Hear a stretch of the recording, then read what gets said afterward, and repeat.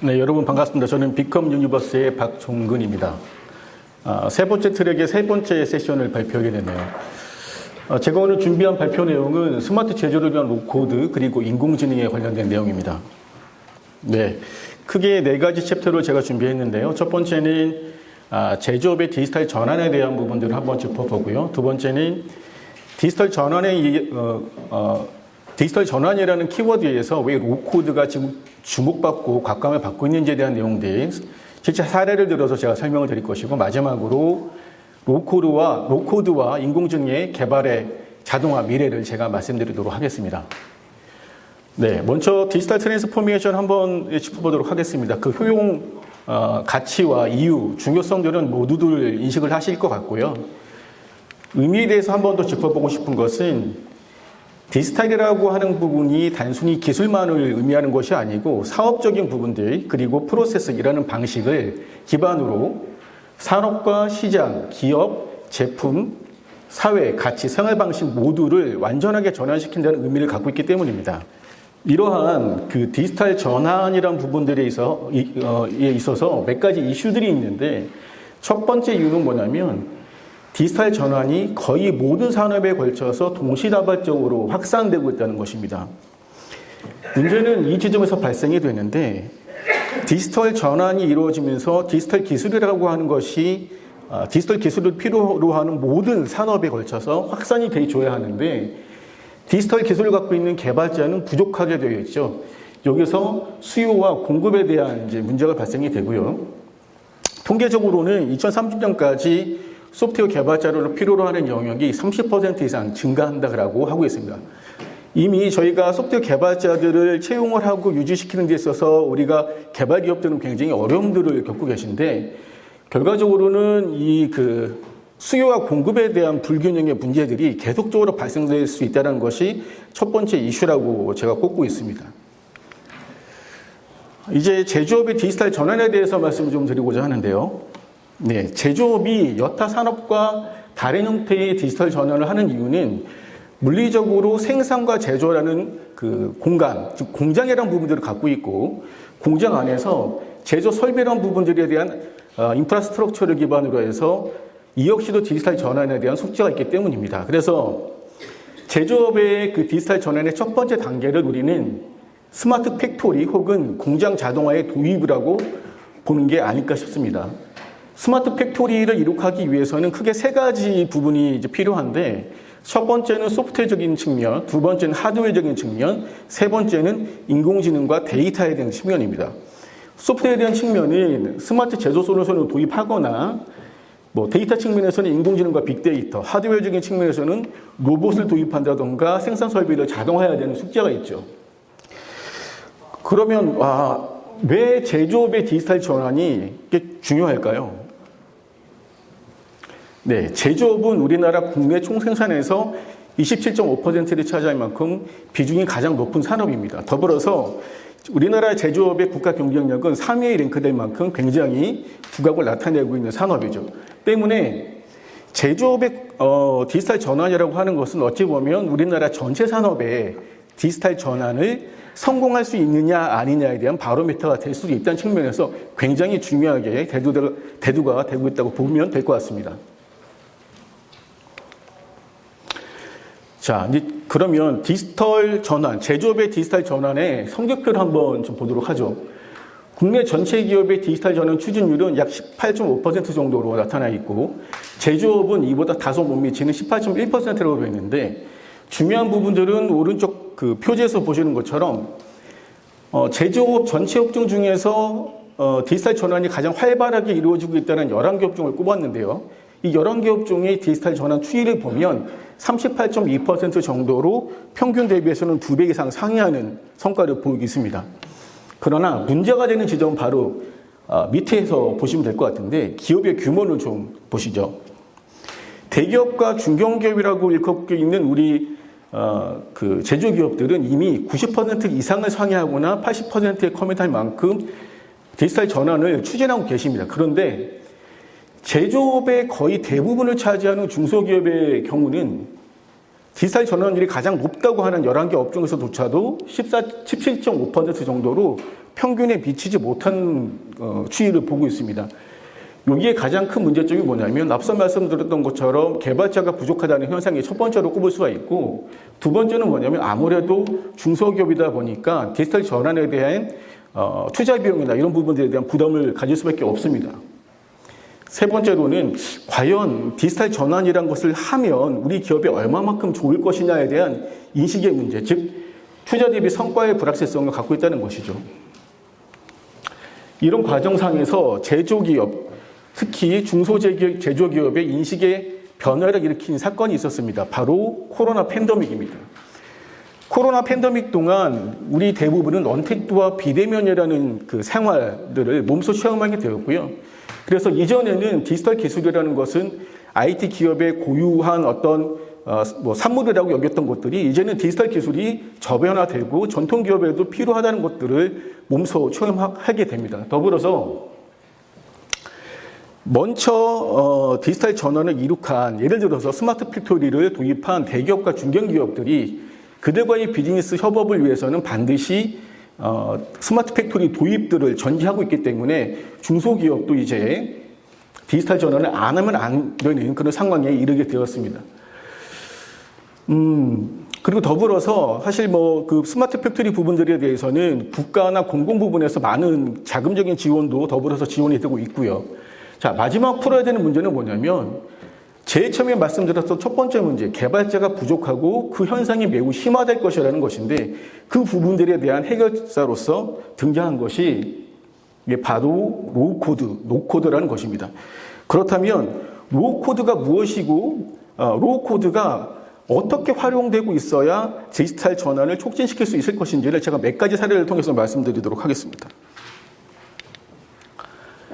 네, 가트너라는 미국 리서치 회사는 노코드를 일컫기에 핸드코딩을 줄이고 최소화하여서 맞춤형 어플리케이션이 빠르게 개발하고 배포하는 데 사용되는 기술 또는 솔루션이라고 정의하고 있습니다. 이제 노코드와 관련되는 세 가지 사례들을 말씀을 드릴 텐데요. 자, PC의 대중화, 매킨토시입니다. 저는 이 매킨토시 자체를 여러분께 말씀드리고 싶은 것은 아니고요. 매킨토시가 갖고 있는 세 가지 피처가 있습니다.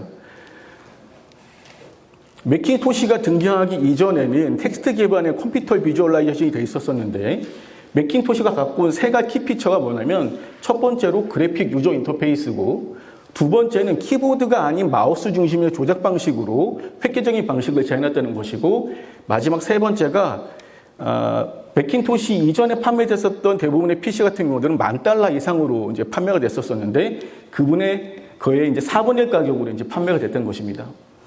보다 구체적으로 말씀드리면, 전문가가 아니면 다루기 어려웠던 컴퓨터를 대중화시켰다는 것이고, 이 핵심 매개 세 가지 키워드가 바로 그래픽 유저 인터페이스와 마우스 조작, 그리고 저렴한 가격대라는 거죠. 두 번째 사례는 웹사이트의 확산입니다. 지금까지 전 세계에 있는 웹사이트의 누적된 수는 약 20억 개 정도로 솟아나고 있는데요. 자, 오른쪽 그래프에서 보시는 것처럼 2005, 6, 7년대 개점에서 웹사이트의 수가 폭발적으로 증가하는 일대 사건이 벌어집니다.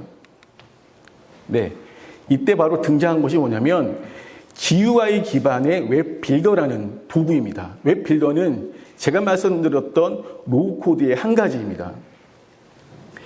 웹빌더가 등장하기 이전까지는 우리가 웹 에이전시라고 부르는 전문 회사에서 고비용을 들여야지만 웹사이트를 구축할 수 있었었는데, 웹빌더가 GUI 기반으로 일반 사용자한테 대중적으로 퍼져지면서 HTML을 직접 다루지 못해도 본인들이 원하는 개인 홈페이지라든지 회사 홈페이지를 만들게 됐었던 중요한 계기가 됩니다. 이를 통해서 표지에서 보시는 것처럼 웹사이트의 수는 기하급수적으로 이제 늘어나게 되는 것이죠.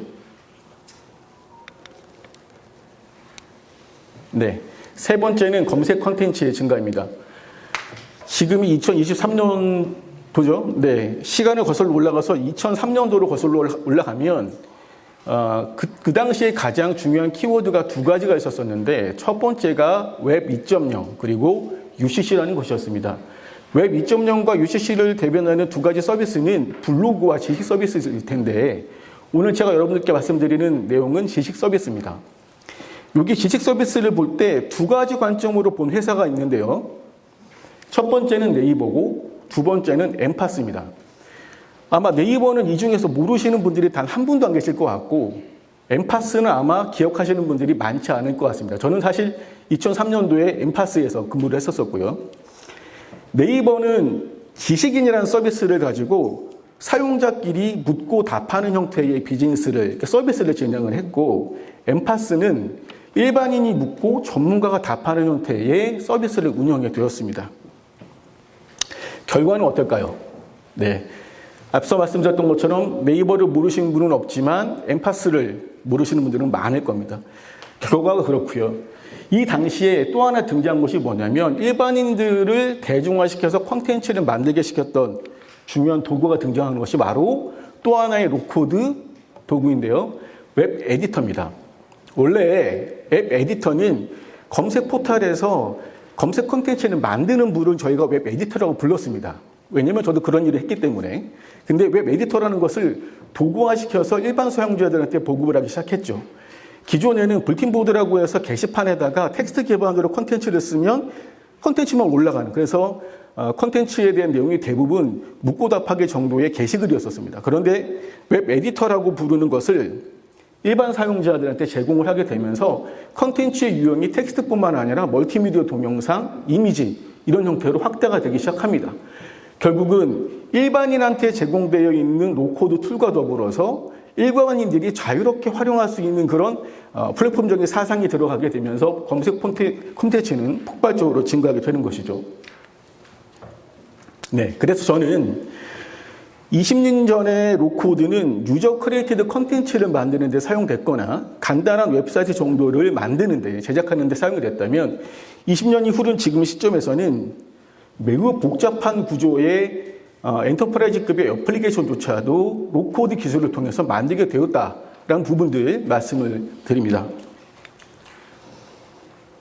자, 앞서 말씀드렸던 것처럼 디지털 전환에 있어서 왜 로코드가 중요하느냐. 결국은 로코드는 웹 혹은 인터넷 비즈니스라는 측면에서 확산이라는 키워드에 항상 개입되어 있었던 키워드고요.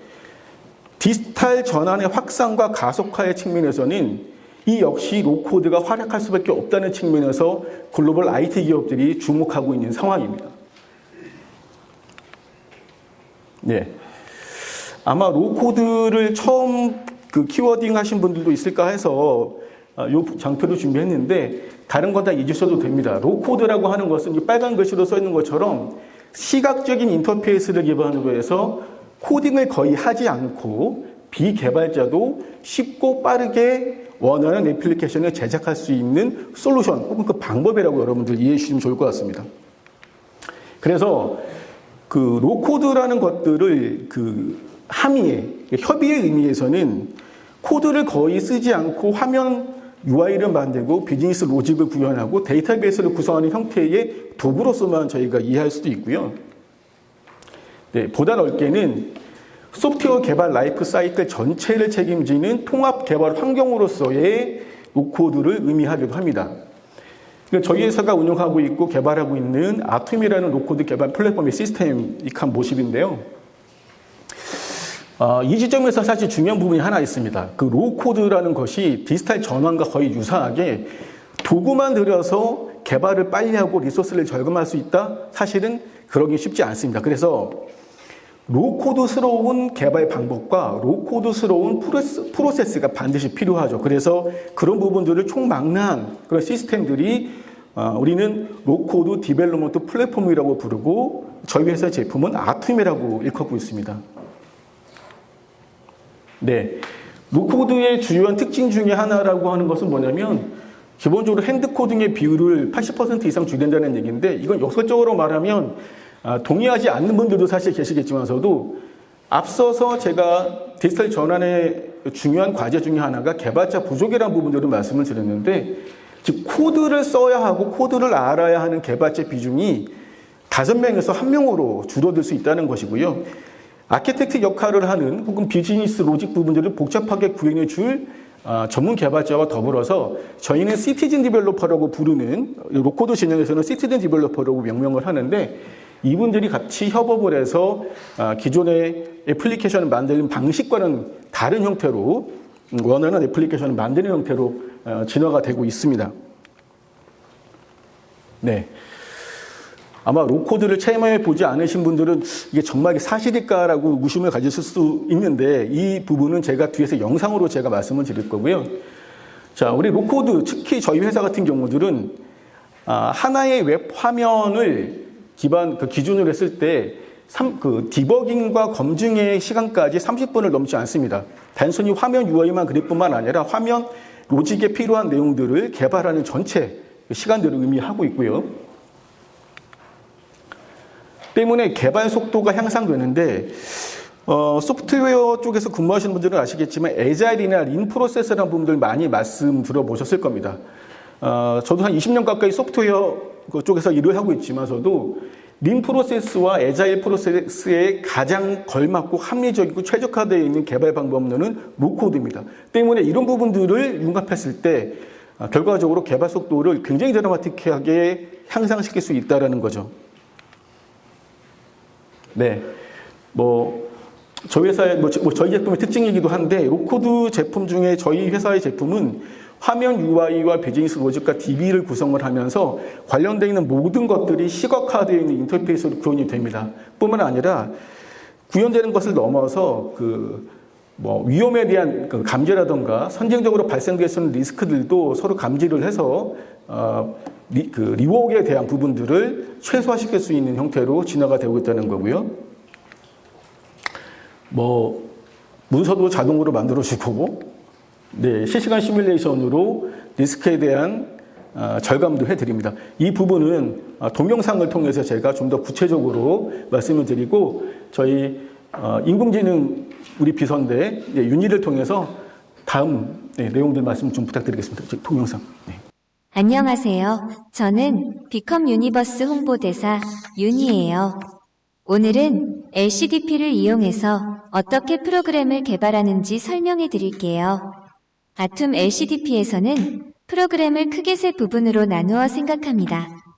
UI, 룰, DB라고 부르는데요. UI는 유저 인터페이스, 즉 화면을 말합니다. UI는 그림을 그리는 디자인 모드와 화면 컨트롤을 구현하는 액션 모드로 구성됩니다. 이런 UI 작업을 하는 도구를 UX 디자이너라고 합니다. 룰은 로직을 말하는데요. 두 가지로 분류됩니다. 트랜지션 컨펌 룰은 마스터 데이터를 변경하는 것이고, 리스트 쿼리 룰은 조회 또는 추즈 리스트에 데이터를 생성해주는 등 화면을 보조해주는 기능을 합니다. 이런 로직을 만드는 도구를 룰 디자이너라고 합니다. 데이터베이스를 관리하는 도구는 DB 디자이너라고 합니다. DB 스키마 정보를 관리하는 기능, 물리적으로 테이블을 생성하고 관리하는 기능, DB에 접근하고 연결하는 라이브러리를 자동으로 생성해주는 기능을 합니다. 그러면 아툼에서는 이 세 가지 도구들을 어떻게 이용하는지, 어떤 단계로 진행하는지 알아보겠습니다. 가장 먼저 설계 및 데이터베이스를 구축합니다. 이후에 실질적으로 5단계에 걸쳐서 진행이 됩니다. 1단계로 UX 디자이너에서 화면 그림을 디자인합니다. 2단계에서는 룰 디자이너에서 리스트 퀄리 룰을 만듭니다. 3단계, 만든 룰을 UX 디자이너에서 연결해줍니다. 4단계, 룰 디자이너에서 트랜지션 컨펌 룰을 만듭니다. 마지막으로 만든 룰을 UX 디자이너에서 연결해줍니다. 전체 설계 및 데이터베이스는 제일 먼저 0단계에서 해야 될 일인데 시간이 많이 걸리므로 이번 데모에서는 0단계는 사전에 진행한 것으로 전제하고 마지막 부분에서 DB 디자이너의 주요 기능 설명으로 대신하겠습니다. 이 5단계를 진행하는 과정을 아툼 화면에서 직접 보여드리겠습니다. 1단계, 화면 그림을 디자인합니다. 화면 그림 디자인은 밑그림 없이 직접 만드는 방법이 기본인데요. 이번 데모에서는 칠판이나 노트에 그려놓은 화면 그림을 이미지로 스캔하여 개발하는 방법을 소개합니다.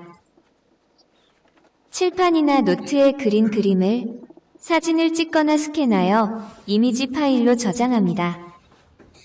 이미지 파일을 UX 디자이너에서 불러옵니다. 컴포넌트를 드래그 앤 드롭하여 위치를 잡고 이름을 바꾸어 줍니다. 같은 방법으로 라벨, 텍스트 박스, 버튼 등을 만듭니다.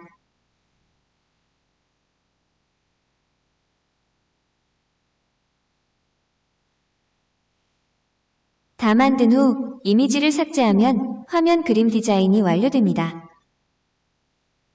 디자인이 완성되면 시뮬레이션 모드를 통하여 실제로 잘 만들어졌는지 확인해 볼 수 있습니다.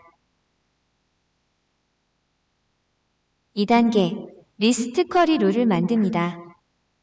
이번 데모에서는 팩토리 필드를 클릭했을 때 리스트를 보여주는 기능을 만들려고 합니다.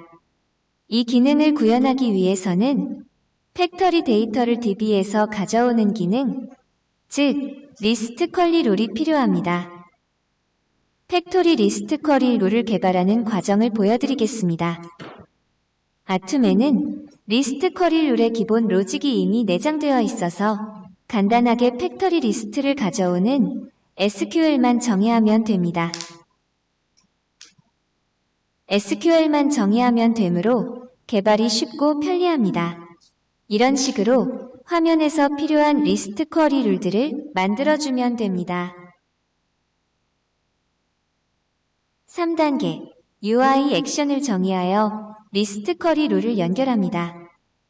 UX 디자이너에서 액션 모드로 전환하고 팩토리 ID 필드를 선택해서 이벤트를 정의합니다. 여기서는 클릭 이벤트를 선택합니다. 프리 메인 포스트 타이밍을 선택합니다. 메인 타이밍에 쿼리 리스트 액션을 추가합니다. 쿼리 롤 아이디에 연결합니다. 이렇게 해서 리스트 쿼리 액션 설정이 되었습니다. 실제로 잘 작동하는지 시뮬레이션을 통해서 확인합니다. 이런 식으로 다른 필드들도 액션을 설정해 줍니다. 설정이 다 되면 시뮬레이션을 해서 잘 작동하는지 확인합니다. 4단계 트랜지션 컨펌 룰을 만듭니다. 락크리에이트 버튼을 누르면 실행되는 룰을 만들어 보겠습니다. 먼저 서버에 전달하고자 하는 메시지를 선택합니다. OK 버튼을 누르면 자동으로 룰 템플릿 소스가 생성됩니다. 그러면 상단의 블럭 뷰 버튼을 클릭해서 실제로 템플릿 소스가 생성되었는지 확인해 보겠습니다. 오른쪽 창을 보시면 생성된 룰 템플릿 소스를 볼 수 있습니다. 소스 확인이 끝났으면 이제 룰의 로직을 만들어 보겠습니다. Execute 로직 버튼을 누릅니다. 메인 비즈 로직은 비즈 아이템을 드래그 앤 드롭하여 구현합니다. 비즈 아이템을 이용 DB 테이블에서 정보를 읽어오는 로직을 구현합니다.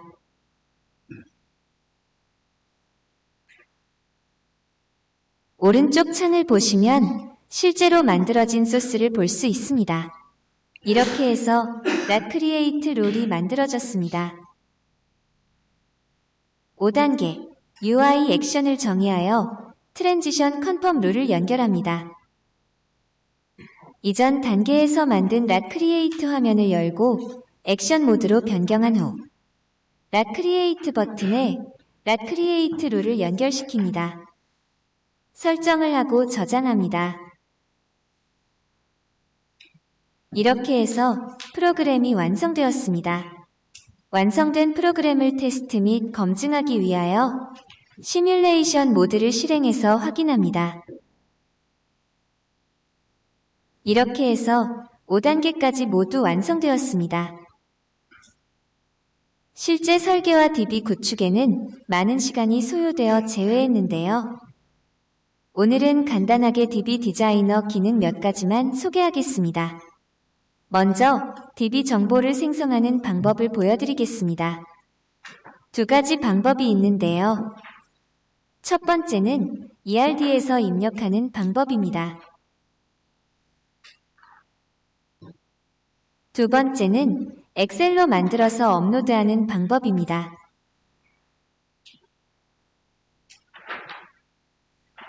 생성된 DB 정보로 실제 물리적인 DB 테이블을 생성합니다.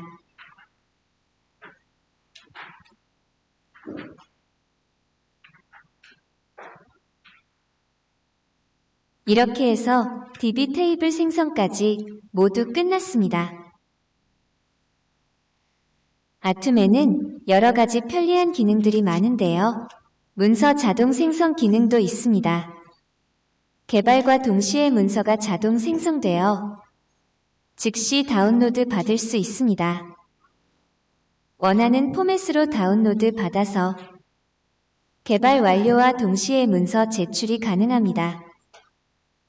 이 외에 다양한 기능들을 오늘 다 설명해 드리기는 어려운데요. 아툼에는 개발에 필요한 직접적인 도구뿐만 아니라 유용한 관리 도구들도 많이 있습니다. 오늘은 아툼 LCDP를 이용해서 프로그램을 개발하는 과정을 보여드렸습니다. 다음에 또 아툼의 다양한 기능들과 개발 사례를 소개해 드리겠습니다. 네, 잘 보셨는지 모르겠는데요. 실제 지금 보신 영상은 저희가 MES라고 부르는 제조 솔루션 중에서 낫크레이트라는 화면 인터페이스와 더불어서 이제 개발 항목들을 다 순차적으로 개발하는 모습들을 이제 보여드렸습니다. 뒤로 좀 넘어가도록 하겠습니다. 네, 저희 아툼은 2015년도부터 저희 비컴 유니버스에서 자체적인 기술 연구를 통해서 개발을 해 놓은 것이고요. 2018년도부터 국내외 유수의 제조기업들과 협업을 해서 제조 솔루션 프로젝트에서 실제 활용되고 있는 저희의 솔루션입니다. 자, 마지막 챕터인데요. 로우코드 그리고 인공지능 융합을 통한 개발 자동화의 미래를 한번 말씀드리도록 해보죠. 자, 가트너가 한번 또 등장하는데 가트너는 이렇게 얘기합니다. 2025년 정도가 되면 전 세계 모든 애플리케이션의 70% 이상은 로코드 기술을 통해서 만들어질 것이다라고 하고 있습니다. 지금 시점이 2023년입니다. 아마 이 자리에 로코드라는 그 단어를 접하지 못하신 분들이 더 많다면 사실은 아직 로코드는 새로운 보통 뉴 노말이 아닐 수 있습니다. 그러면 왜 로코드가 아직은 뉴 노말이 될 수 없는지에 대해서 로코드 진영에서 근무하는 사람입니다만서도 그 이슈와 쟁점에 대해서 말씀을 한번 드려보고 싶습니다. 그림은 낫과 예촉입니다. 자, 우리가 한번 가정을 하죠. 100평짜리 임야에 우리가 제초 작업을 해야 한다고 가정을 하겠습니다. 낫을 든 한 사람과 예초기를 든 한 사람, 누가 더 빨리 100평 규모의 제초 작업을 할 수 있을까요? 당연히 예초기를 갖고 있는 사람일 것입니다. 로코드의 개발 방식이 이렇습니다. 근본적으로 개발 속도를 많이 향상시킬 수 있고요. 또 한번 가정을 해보죠. 낫을 든 사람이 3명이고 예초기를 갖고 있는 사람이 1명이라고 가정을 해볼게요. 누가 더 빠를까요? 아마 예초기 갖고 있는 3명보다, 예초기 갖고 있는 1명이 낫을 갖고 있는 3명보다 더 빠를 것입니다.